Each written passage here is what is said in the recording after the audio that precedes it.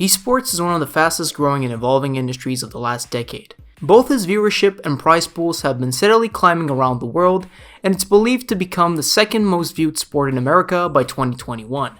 But much like with every sport, the competitive drive amongst its players has led to cheating in an attempt to get the upper hand. Today, I'll be briefly going over the biggest cheating scandals in the history of esports.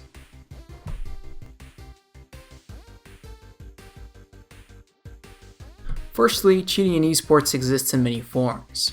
There have been instances of match fixing, use of hacking software, and even doping, which apparently is the most common method according to pro players in the community. You would think that PEDs could only be used in sports that require immense strength, but as it turns out, it exists in esports too. It's like that one episode in Entourage where Turtle smokes trying to get an edge in an Xbox tournament, but instead of it's Adderall in real life. See, Adderall has been referred to as the academic steroid because it increases cognitive performance and it can help you with memorizing as well. This substance, along with other ADHD stimulants, also improved task saliency and increased wakefulness. It's also banned in most major sports leagues like the NFL and the NBA. In an interview with CSGO Cloud9 player Corey Friesen, also known as Semphis, the interviewer mentioned that while listening back on the comms for Cloud9, they sounded kind of funny. Semphis admitted that the whole team were on Adderall. The comms were kind of funny, in my opinion. I don't even care. We were all on Adderall. Like, I don't even give a fuck. Like, it was pretty obvious. Like, if you listen to the comms, like, I don't know, people can hate it or whatever. Everyone does Adderall at ESALN, right? Yeah. Okay. So throwing that out there. However, Cloud9 was not sanctioned for this, as at the time Adderall was not even considered illegal in the ESL handbook. But this case raised awareness about performance-enhancing drugs in the esports community, and as a result, drug testing was introduced in future tournaments. Even though some leagues drug test, it is believed that Adderall abuse is still prevalent in esports to this day.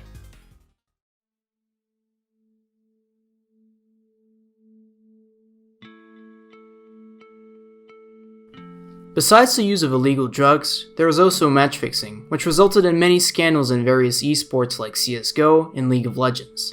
With the first major scandal being the match between iBuyPower and Netcode Guides. Similar to match fixing, there have been instances of players throwing purposefully for money. These cases date as early as 2013, with many of them taking place in StarCraft II tournaments. Prime example of that is Korean StarCraft II player Lee Life Seung-hyun, who was exposed in a large-scale match-fixing scandal. It was discovered that a former player by the name of Seungju Mo was paying Life to intentionally lose his matches and then going to bet on those matches in order to turn a profit. As a result, Lee was sentenced to 18 months in prison. He was banned from competing, and he also had to pay a $64,000 fine. Another cheating method in pro gaming predates all of these, and it's actually pretty simple. You hire someone better to use your account and win the tournaments for you. In 2007, Call of Duty Modern Warfare player Diablo did just that, by logging into another team member's account and played for him instead. Reason being, he hadn't been in his team long enough to compete in tournaments, according to the league's rules. Of course, like with most cases, there was justice, and Diablo and the teammate were each given 6-month bans.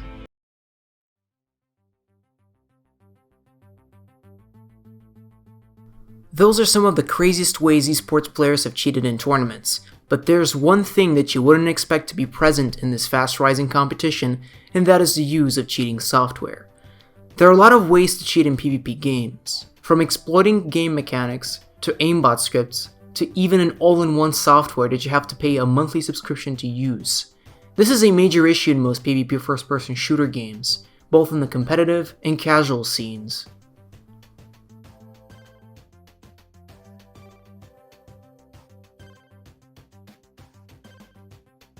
You would think something this obvious would be easily detectable if you spectate the cheater, but unfortunately, some were sneaky enough to not get caught.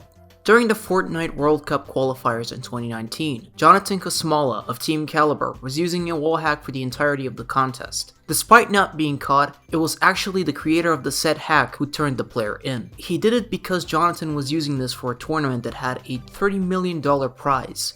And that cheat was only intended to be used for fun, not for monetary gain. TeamKaliber released Kosmala, and the rest is history. On the opposite side, there were esports players that were blatantly cheating.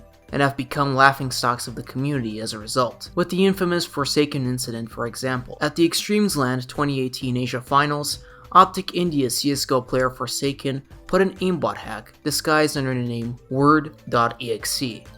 Admins took notice of it and they forced him to delete it. As a result, the cheater was banned from competing for 5 years, and this created a major change of plans in the ESL Pro League Asia Finals. You would be thinking that no one would be doing this in LAN parties, but this guy had the guts to cheat in front of officials, thinking he'll never get caught. CSGO had another incident similar to this, but it was actually the anti-cheating system that caught the cheater. Team ESP player Flex was seemingly on fire at an ESCA tournament against Grandpa Berets in 2015, but it turned out that he was using an aimbot hack after getting banned before the 11th round. It was unbelievable that he was cheating, even for the commentators, who were praising his performance minutes prior to the ban. But it's not just present in the FPS community.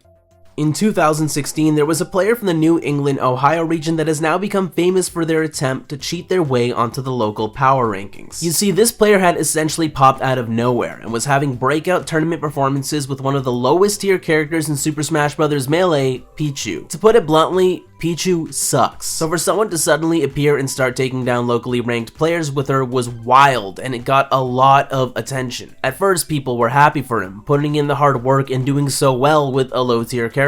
But then, people started to notice that something seemed off about the footage of his matches, and it was also suspicious that he always wanted to play those matches on his Wii. Well, upon inspecting his Wii, tournament organizers discovered that he had altered the character to have enormous hitboxes, invincible moves, more weight for survivability, and less landing lag on all aerials. Looking back at the footage now, it seems almost hilarious that nobody noticed. The player was eventually banned, and tournament organizers were made aware of the potential for cheating as a result of modifications being made to user-supplied setups.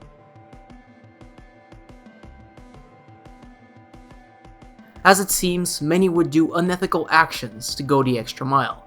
Leagues like ESL and FACEIT have introduced their own anti-cheating systems, but they're not always something to trust, and it could result in the ban of innocent players. This was the case of Rainbow Six Siege pro player Shaiiko. Shaiiko was a rising star in the competitive scene and was considered to have the best aim in all of Pro League.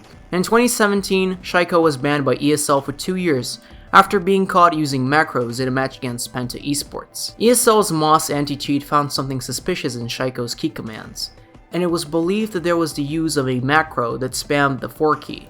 The 4 key in Rainbow Six Siege toggles the gadget by default, which doesn't give an advantage over anyone at all. This in itself isn't something serious like an aimbot or a wall hack, like in the previously mentioned incidents, but the rules and regulations both in ESL and Rainbow Six Siege state that any use of macros is illegal, with no exceptions. Before that, he was subjected to many accusations by fellow Penta player Pengu, who is no stranger to making false accusations about other players. Yeah, he's cheating for sure. There's no doubt in my mind. Nice. Let's go, baby. GG! It's... Yeah, I'm dead. Yeah, no, this guy's cheating. He has to be. There's no way. Shaiiko even sent a 19-page document to ESL to prove his innocence and why he believed his ban was unfair. Shaiiko made his return to competitive Rainbow Six Siege in 2019 and is still playing impressively to this day.